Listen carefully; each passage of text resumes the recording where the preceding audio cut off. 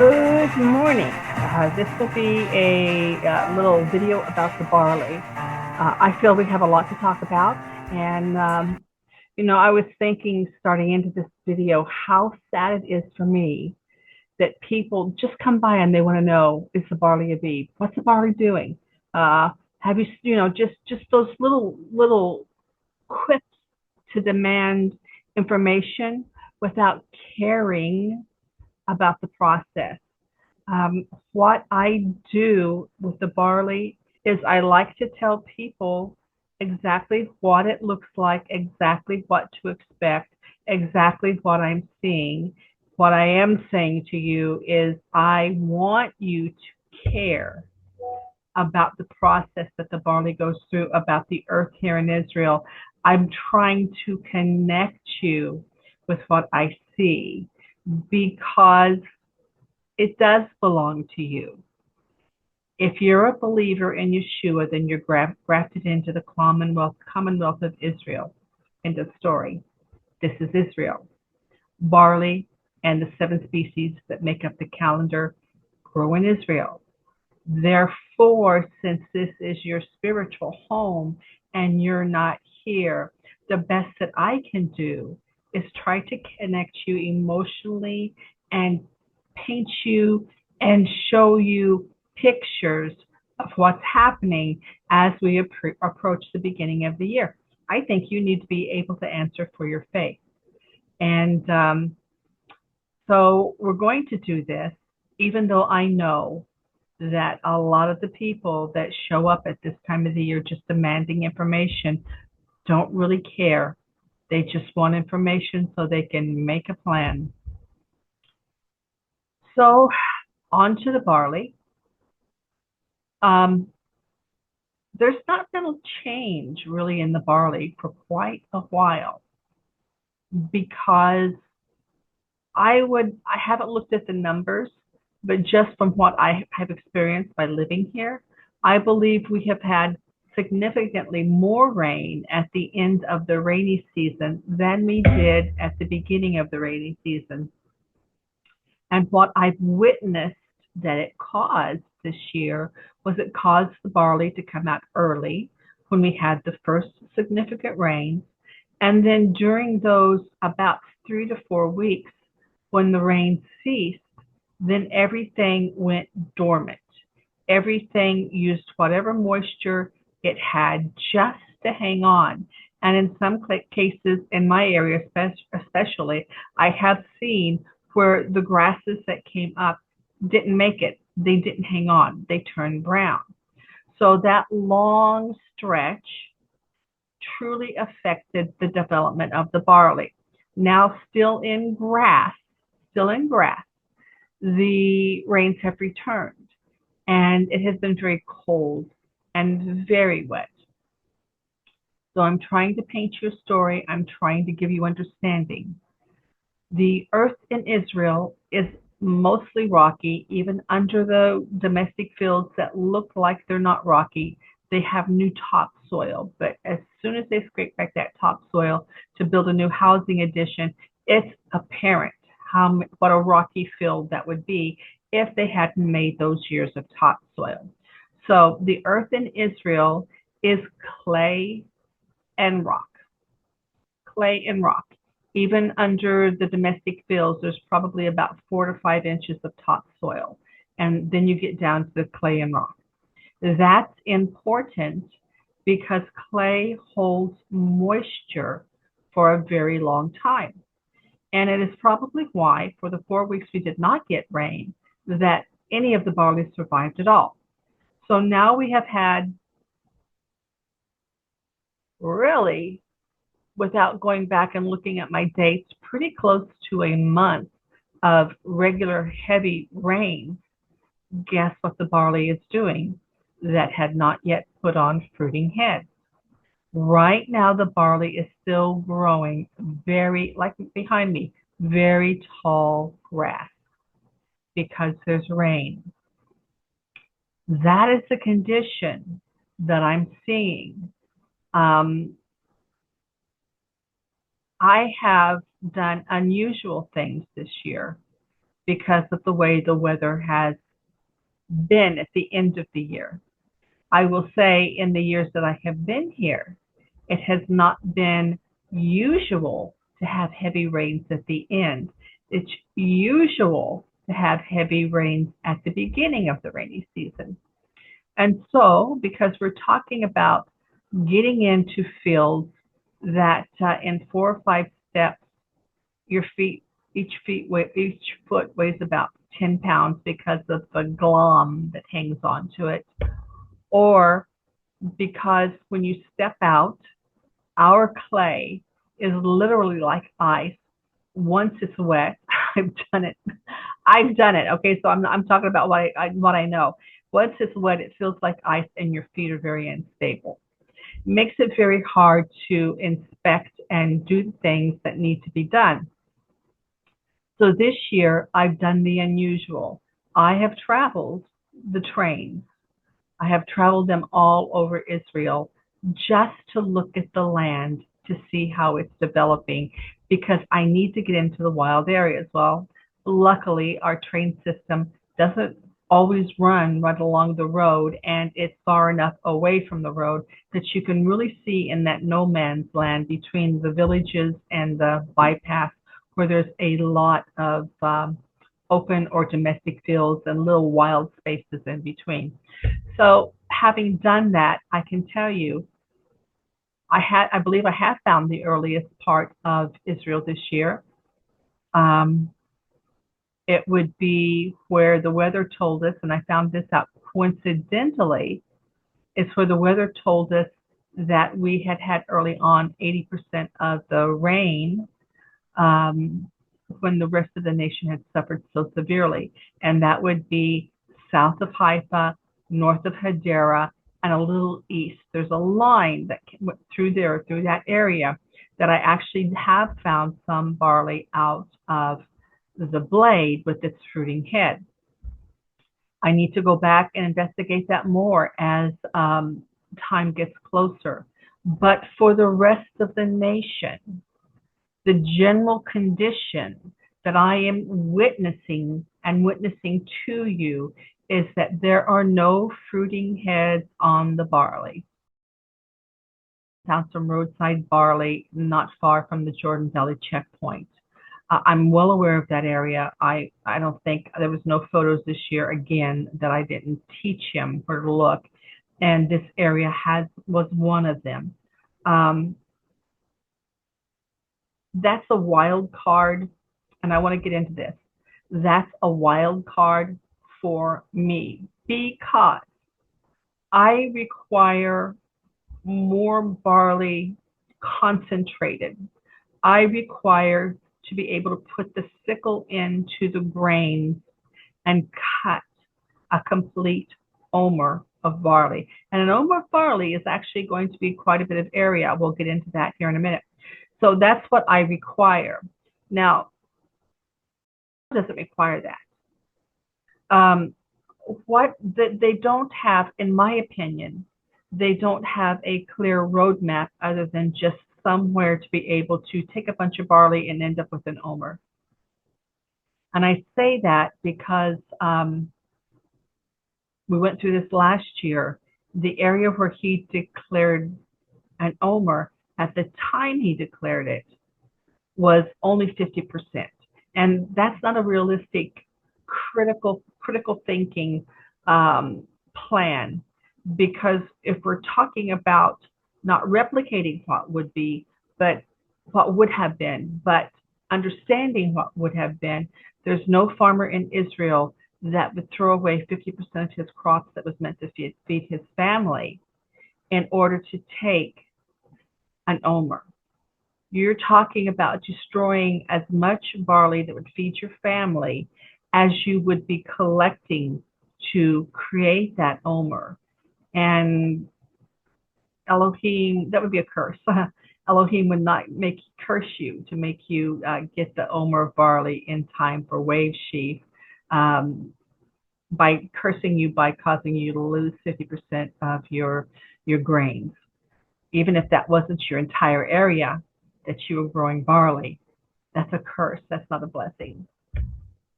So I am looking for a cohesive omer of barley that can be harvested. So before we get into that, now let's jump over and look at what we're facing in the coming days as far as weather. This is where we are today. And I translated this for you so it'll be easier for both of us. A freezing morning in the mountains, -1 Celsius, at minus one and a half Celsius in the Golan Heights. So that's to the east of us here towards Syria. 0 in Safat, that's to the north of us here, just not very far. Less than 2 degrees in Jerusalem. In the north, it seems to be no precipitation at all. That's where I am. And it does look like it's going to be a clear day. But there's still mud because we're still having snow in the elevations. Um, in Jerusalem, there's not going to be any rain, but evidence of snow has fallen. Flakes have fallen. Heavy rain in the southern coast, it seems like from south of Jerusalem, the Judean mountains, all the way to the south, that we're in for an interesting amount of precipitation. And you remember earlier in the year, I went south to see what the condition was because of the drought. So there were no grains there were no fruiting heads on the blades of wild barley down there. There was a cache of little tufts in some places, but for the majority of the people who look at barley, it's a joke to talk about those in um, light of looking for an omer. So what's the weather going to be for the time we have left in the next several days? Well, if you look here, this is probably going to be tomorrow or Monday actually. This is probably going to be our coldest night of the year. But look at Saturday, look at Friday. As soon as this weather system gets out of our area, the temperatures start rising drastically. I've always told you, if it's raining, and I should add now this year snowing, if it's raining or snowing, it's cold. If it's not, and immediately when this weather system gets out of here, the temperature starts rising. If it's not, then it's hot. We need the hot to dry the clay. We need the water that the clay is holding to begin to run away from the plants in the little elevations in the wild fields. And even I will tell you, I will take barley or wheat on a hillside.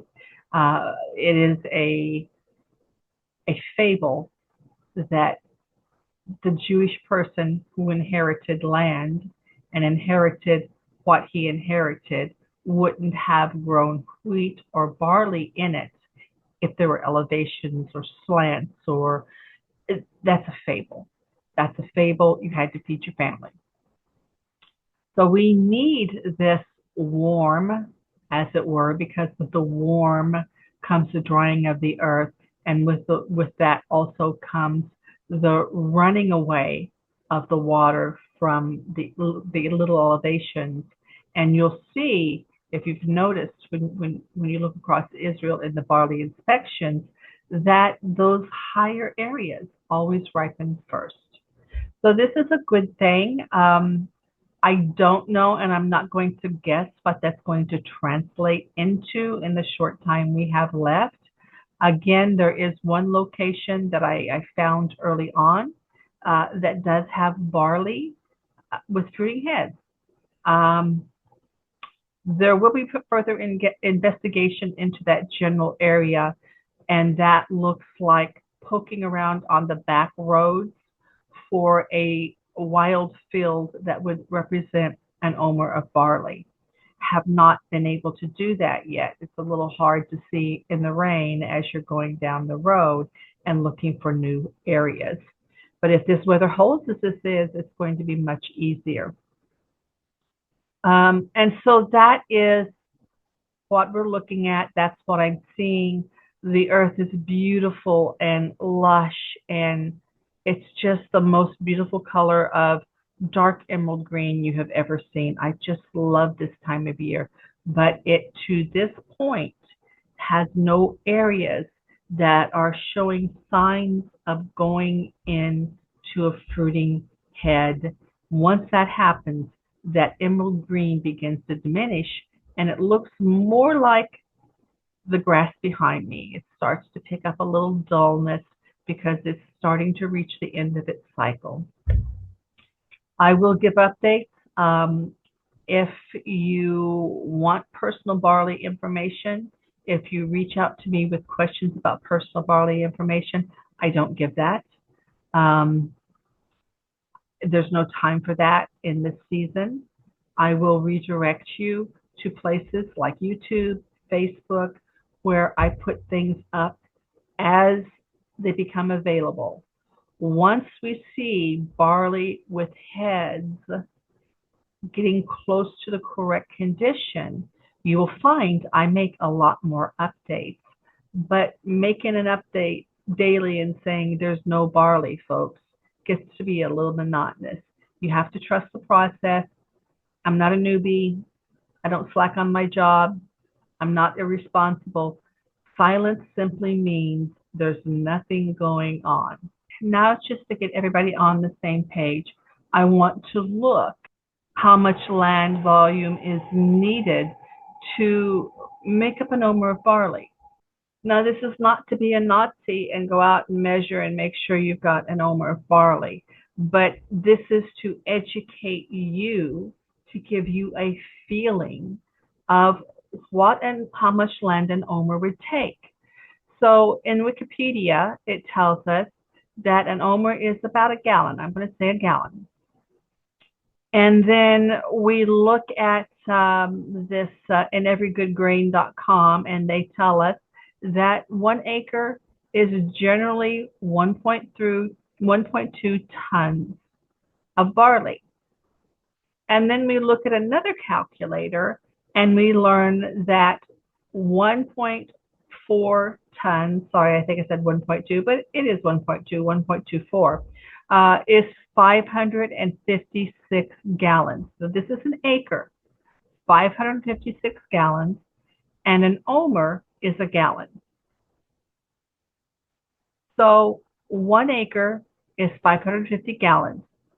Now the area of an acre is 43,560 square feet.